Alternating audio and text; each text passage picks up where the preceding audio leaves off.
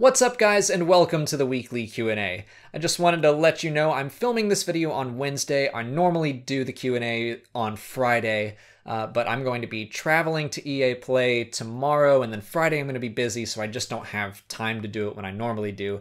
And I'm only telling you this because I took a lot of gaming questions to celebrate EA Play this week, and there is a chance that news might come out on Saturday, the day that this video is released, that contradicts what I say. So I just wanted to let you know why that happens, because I just don't have all that information yet. But all that out of the way, let's go on to questions. Vando Wilrisian asks if cross-era gameplay bothers me at all. I think you're mostly referring to the fact that we're going to see Rey in the Assault on Theed livestream that is happening on Saturday, and she'll be fighting battle droids and Darth Maul, and yeah, at first glance that seems a little odd. If it comes to like the single player story campaign, it would absolutely bother me. Obviously, Dooku shouldn't be showing up in the single player campaign that takes place after Return of the Jedi. But for multiplayer, something like that, it doesn't bother me at all. I mean, the beauty of gaming is that it does allow us to explore these what-if scenarios in an interactive way. So yeah, we get to see what would happen if Rey fought Darth Maul, and I think that's pretty cool. I mean, one of my favorite things in gaming, like, I especially remember Legend of Zelda Breath of the Wild, like, there were so many things that I would go, you know, I wonder if I can do that, and I'd try it, and it would work, and it would be crazy. So doing this cross-era gameplay kind of allows us a huge sandbox to just play in. It's like getting your Star Wars action figures out and pitting them against each other. Even if it doesn't make sense, it's just fun. So yeah, the short version of my answer is multiplayer, I'm cool with it. Single player, you better not have cross-era stuff in there. Actually, let me add on to that. Single player, there can be cross-era as long as it makes sense. For example, there was a short story about the Crimson Corsair, who is a sequel era character, and he finds an old Clone Wars battleship, and he goes inside and he fights battle droids, and he finds Kix, a clone trooper in stasis. So if something like that were to happen, if we were to be Inferno Squad and we came upon, you know, an old Clone Wars battleship that's run down and beaten, but there's battle droids on it, I'd be cool with that. As long as they give you context, I'm cool with something like that. Michael Sweat wants to know if I want the campaign to be linear with one clear ending, or if I want it to have a possible multiple endings, alternate endings, like in Dark Forces 2 Jedi Knight, you could have a light side or a dark side ending. In Knights of the Old Republic, it's the same kind of deal. Do I want something like that for Battlefront 2? I would be fine with it either way. Selfishly, I just want it to be one clear linear ending, because that just makes it a little more simple for me to explain things on this channel. But like you said, they could always come out and be like, this is the canon ending and this is just for fun. There's no problem with them doing that. But I think since they made such a big deal about this being a canon story, that it's probably going to be linear and just have one ending. Emily Filianor asks if there will be any Clone Wars, Rebels, or Legends content, like vehicles or tech, that will make its way into Battlefront 2. Well, we already know Clone Wars is in. It wouldn't surprise me at all if we got some Rebels stuff. I don't know that we would get it at launch, but maybe they'll trickle some things out. I could totally see them doing that.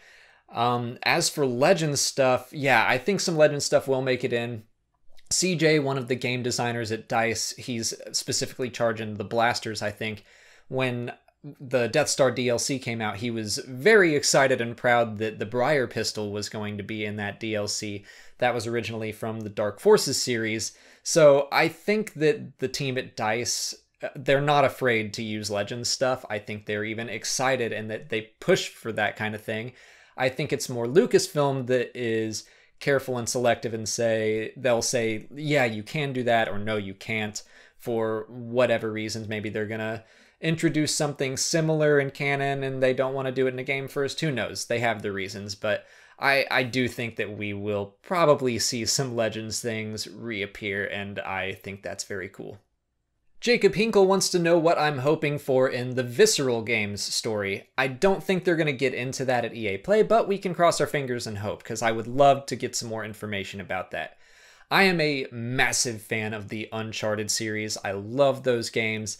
So I know that some of the same team that worked on the Uncharted series is doing this Visceral game.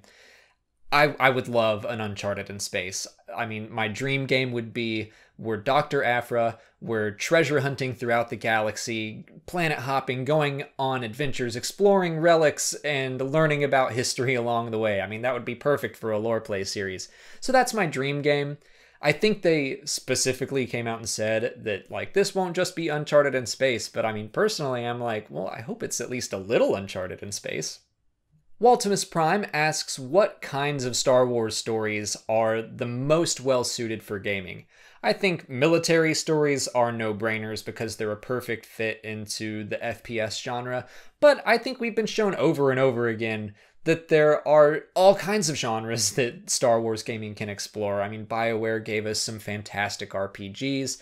We have a ton of different flight simulators. I mean, there are all kinds of Star Wars games out there that we can play. There are very few Star Wars story genres that I think wouldn't fit in there. The only ones I could think of were like, it would be almost impossible to make a game out of Darth Plagueis, the book. I mean, it's so political, and it's a bunch of like little smaller moments. It's not full of action while there is action in the book. It's mostly a political book. So something like that, unless we had like a political simulator. But most Star Wars stories are filled with action and fantasy and space opera and like things that people love to explore in gaming. So there are very few types of Star Wars stories that I think wouldn't work well as games. That's it for patron questions. If you're a patron and you didn't see your question answered here, just head over to Patreon where I left you a written response. If you're not a patron, you can learn more by following the link in the description. Just $1 a month will get you access to extra Star Wars Explained goodies like monthly giveaways or audio commentaries to the films, and the combined donations really go a long way in helping support the channel.